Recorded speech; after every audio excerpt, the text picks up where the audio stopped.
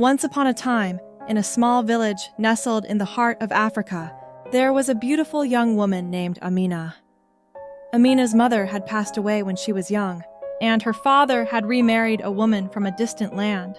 The new stepmother, a proud and ambitious woman, disliked Amina's beauty and kindness, seeing them as obstacles to her own desire for power and wealth. Amina's stepmother had a daughter of her own, Zuri, who was equally as beautiful but selfish and spoiled. The stepmother, believing Amina was a threat to Zuri's future, decided to marry her off as soon as possible. With no regard for Amina's happiness, she arranged for her to marry a young man named Juma, a poor laborer who lived on the outskirts of the village.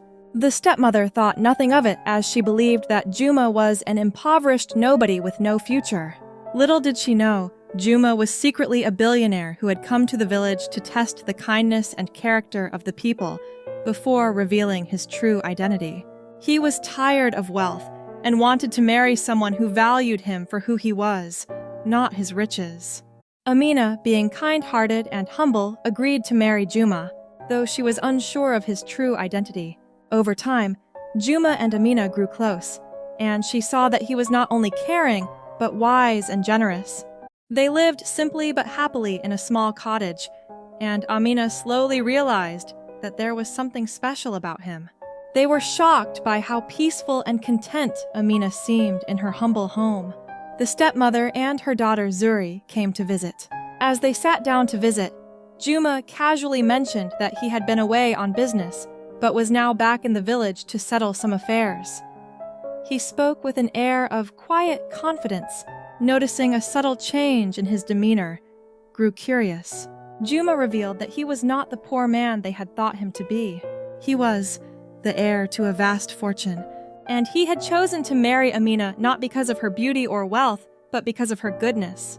The stepmother and Zuri were struck with shock and regret. They had underestimated Amina, and in their greed and ambition, had pushed her into a marriage they now realized was a blessing beyond measure. The stepmother, ashamed of her behavior, begged Amina for forgiveness.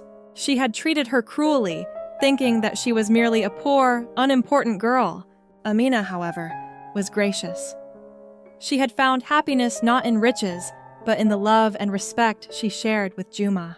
She forgave her stepmother, but she also knew that true wealth was not in gold, but in the kindness and integrity one had toward others. And so, the story of Amina and Juma spread across the land, reminding people that true fortune comes not from wealth, but from the heart. And the stepmother learned that one can never truly measure a person's worth by appearances alone.